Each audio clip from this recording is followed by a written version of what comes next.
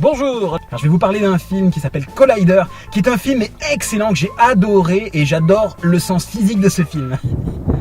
Non, je déconne, c'est de la daube, vous pouvez passer à la vidéo suivante. Enfin non, restez là quand même. Je fais une vidéo pour vous expliquer pourquoi j'ai les poils qui ont poussé à l'intérieur de mon cerveau. La science a réussi à mener à terme le plus grand projet de tous les temps, c'est-à-dire simuler le Big Bang.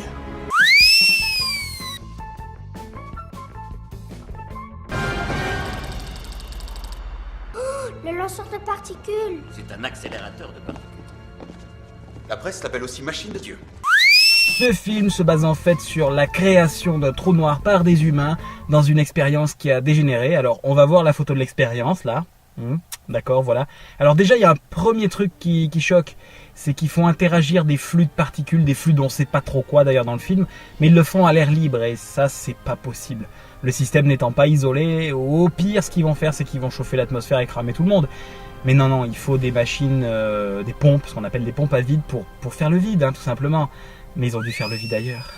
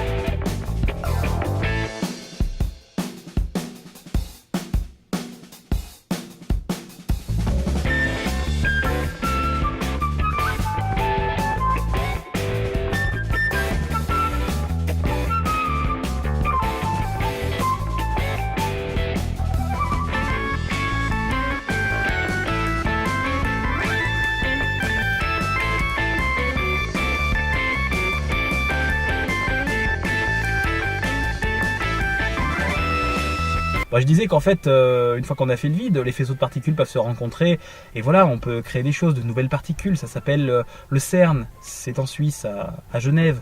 Hein, et c'est un anneau de 27 km qui fait collisionner des particules, des antiparticules, plein de trucs en hulle. Et voilà. Ce dispositif expérimental qui est ouvert à toute la communauté scientifique permet de faire des expériences pour pouvoir comprendre les constituants élémentaires des noyaux. En fait, donc c'est pour faire de la physique subatomique. Donc on accélère à des énergies ultra relativistes, donc proches de la vitesse de la lumière, des particules. Et en fait, quand on les fait collisionner, on va avoir de nouvelles particules qui sont créées et on étudie leurs propriétés pour essayer en fait de comprendre les différents constituants de la matière et ainsi pouvoir valider ou invalider certaines théories qui permettraient d'expliquer un petit peu l'univers dans lequel on vit, tout simplement. Voilà. Et c'est pour faire ça, il y a besoin d'isoler un système complètement, donc le système en interaction, donc les particules qui vont collisionner. Et pour faire ça, c'est pas très compliqué. Il faut juste avoir ce qu'on appelle un ultravide dans une sorte de tube qui est gigantesque. Et des expériences, c'est des bijoux d'ingénierie, de technologie, de sciences modernes. Et en fait, voilà, c'est pas juste un pays qui peut se payer ça, c'est quelque chose d'international. Et voilà. Ça n'a rien à voir avec la grosse expérience à la con qui fait de la lumière dans le film Super Collider, d'accord, vous comprenez bien. Voilà, donc ça, il n'y a pas de risque, il n'y aura pas de trous noirs qui seront créés dans cette manip.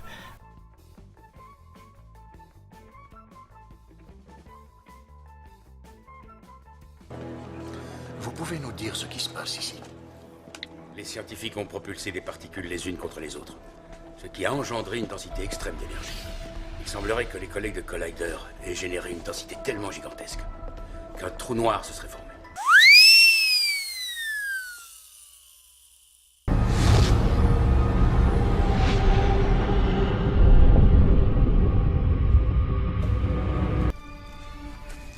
Qu'est-ce que c'est que ça ?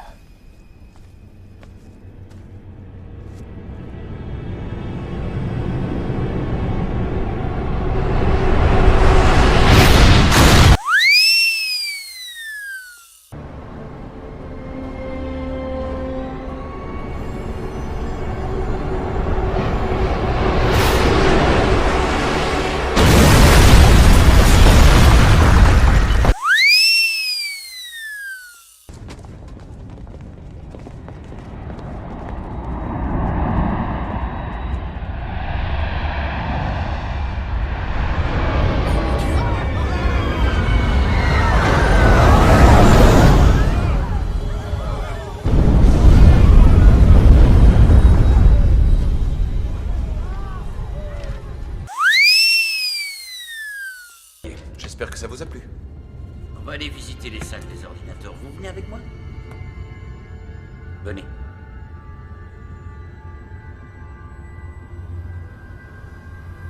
Venez avec moi.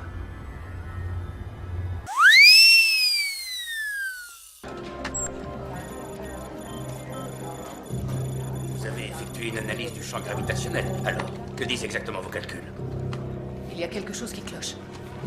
Ce sont les dernières valeurs de la gravitation terrestre? Oui, les derniers résultats. De l'Agence spatiale européenne? Oui. Monsieur Bornac, elles sont trop élevées.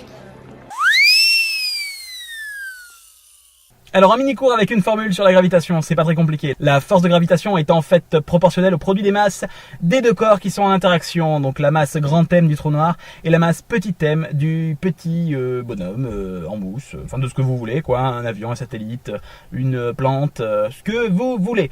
Et surtout divisé par le carré de la distance entre les deux objets qui sont en interaction, donc le trou noir et le petit bonhomme en mousse par exemple. Voilà. Donc, et tout ça, c'est proportionnel à une constante de gravitation universelle qui marche sur Saturne, sur Mars, au fin fond de l'univers, ou dans ton... Voilà. Donc là, pourquoi un satellite pas trop massif situé à quelques centaines, 600, 800, enfin ça peut être jusqu'à 36 000, j'en sais rien, ça peut être très loin, mais pourquoi un truc situé loin est plus attiré qu'un truc situé proche?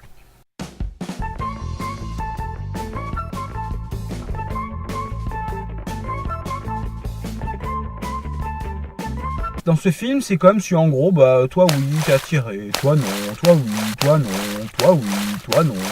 Non, non, je suis désolé, c'est pas possible. Ça ne peut pas être comme ça. Film de merde.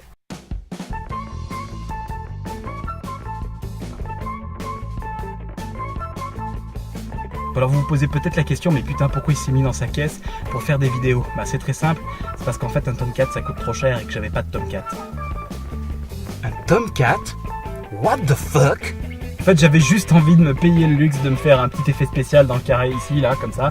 Voilà, j'avais juste envie de me faire cet effet spécial là.